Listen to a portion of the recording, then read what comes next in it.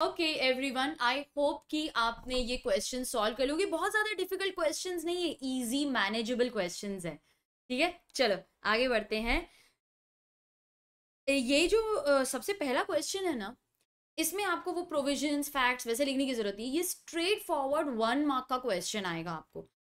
X agreed to pledge his goods valued at 1 lakh with Y. अरे, hint is in the question itself. He has agreed to pledge. Pledge करना is not sale, क्योंकि यहां पर ownership transfer होती ही नहीं है। Pledge pledge में तो मूवेबल प्रॉपर्टी इन्वॉल्व है, लेकिन ओनरशिप कहाँ ट्रांसफर होती है, सिर्फ पोजेशन जाता है ना। तो ये तो सेल है ही नहीं। X agree to sell, no it is not sale because the property. अच्छा, ये स्पेशल और जनरल प्रॉपर्टी क्या होती है? स्पेशल प्रॉपर्टी का मतलब होता है पोजेशन, और जनरल प्रॉपर्टी का मतलब होता है ओनरशिप। प्लेज में, ठीक है, प्लेज में ओनली स्पेशल प्रॉपर्टी आती है,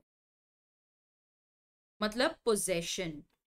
लेकिन सेल में जनरल, ओनरशिप और स्पेशल दोनों प्रॉपर्टी जाएगी। यस, जनरल मतलब ओनरशिप और स्पेशल मतलब पोजेशन, दोनों जाएगी, है कि नहीं? तो प्लेज में जब ओनरशिप है ही नहीं तो वो सेल ही नहीं है। प्लेज में सिर्फ स्पेशल प्रॉपर्टी है, जनरल प्रॉपर्टी है ही नहीं। अच्छा, X Y Z they are joint owners of some furniture.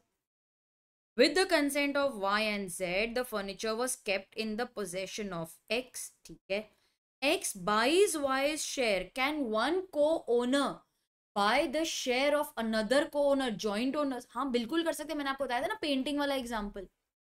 So yes, one part owner can buy the share of another part owner. One part owner can. They are two distinct parties. X agree to sell is goodwill. अरे, goodwill ये आपका keyword है, इसी से आपका answer मिलेगा। Goodwill goods हैं, goodwill is goods. So yes, goodwill can be the subject matter of contract of sale. Goods में गुडविल भी आता है। R supplied a piece of cloth to a tailor, tailor agree to supply lining, जो अंदर lining लगती है ना वो, और बटन मैं लूंगा। क्या ये कॉन्ट्रैक्ट ऑफ सेल है कि वर्क एंड लेबर है? यहां पर असेंस क्या है? कपड़ा या टेलर का स्किल, उसकी सर्विसेज? टेलर का skill, services is the essence. तो भाई ये तो contract for work and labour होगा, सेल नहीं है, because the essence is work and labour. Partner wants to sell his goods, उसके personal goods, to the firm. हाँ, बेच सकते हो ना। पार्टनर और फर्म ये दो अलग पार्टीज हैं। They are two distinct parties, firm being the buyer, partner being the seller. ये दो अलग। पार्टनर को अपने पर्सनल गुड्स बेचने हैं, बेचो ना, पैसे ले लो। उसने अपनी कार दे दी फर्म को, बोला कार बाहर से क्यों खरीदते हो, मेरी कार ले लो, कम चली है, मेरे को 60% प्राइस दे देना। चल ठीक है, दो distinct parties. A dealer in sofa set gives a sofa set to the customer. तो डीलर ने सोफा सेट दिया कस्टमर को, ये कंडीशन पे कि तू 20,000 रुपीज इमिजिएटली पे कर दे, बैलेंस तू बाद में दे देना। लेकिन एग्री हुआ कि अगर डिफेक्ट है तो रिटर्न कर देना।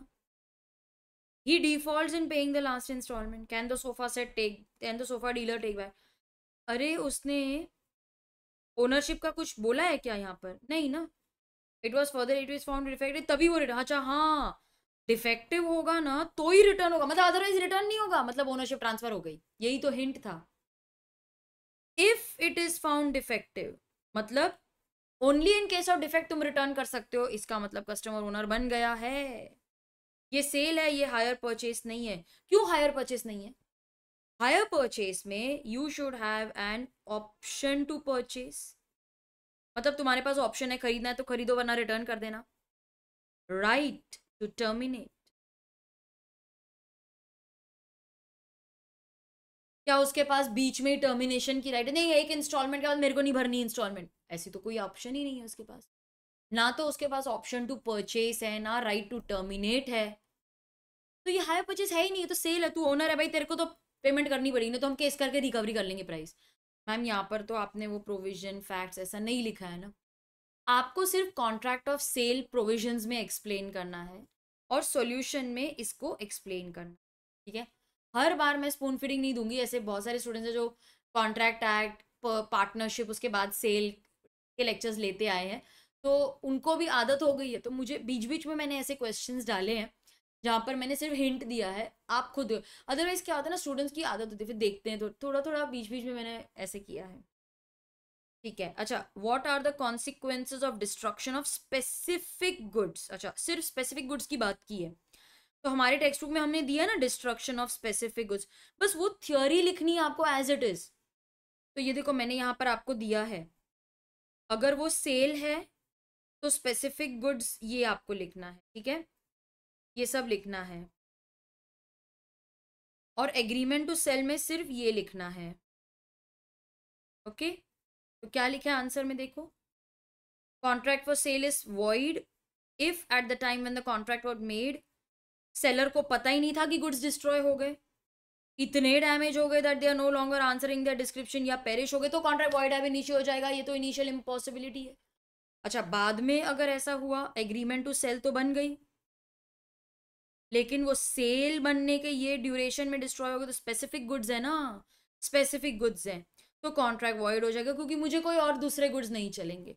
तो बस यही आपको लिखने हैं, ये वाला, ये भी लिख सकते हो आप, और यहाँ पर सिर्फ यही पॉइंट लिखना है, ठीक है। तो थ्योरी क्वेश्चन है, अगर मैं एग्जामिनर होती, हाँ यहाँ पर तो 1-1 मार्क है, ये 1-1 मार्क के लिए आपको देना है, ठीक है, ये 1-1 मार्क का क्वेश्चन है। यहाँ पर अगर आता तो 4 मार्क्स के लिए आता है, इधर 2 मार्क्स और 2 मार्क्स। मैं किसके लिए मार्क्स देती, ये देखो, मैं मार्क्स देती अगर आपने ये प्रोविजंस लिखे हैं, मैं मार्क्स देती अगर आपने वॉइड एब इनिशियो लिखा है, मैं मार्क्स देती अगर आपने ये लिखा होता, तो I would be very impressed, ठीक है। और यहाँ पर तो आपको पूरा ही लिखना है, तो ये अगर एक टाइम पे नहीं भी लिखा तो चल जाएगा, लेकिन वॉइड लिखना है, वॉइड एब इनिशियो, और ये 3 कंडीशन तो लिखनी ही लिखनी है, और ये पॉइंट्स एज इट इज लिखने हैं, और यहाँ पर वॉइड वर्ड आना चाहिए, ठीक है। तो 2-2 मार्क्स की वेटेज में हम इस तरीके से उसको मार्क्स की एलोकेशन करेंगे। आई होप ये क्लियर है।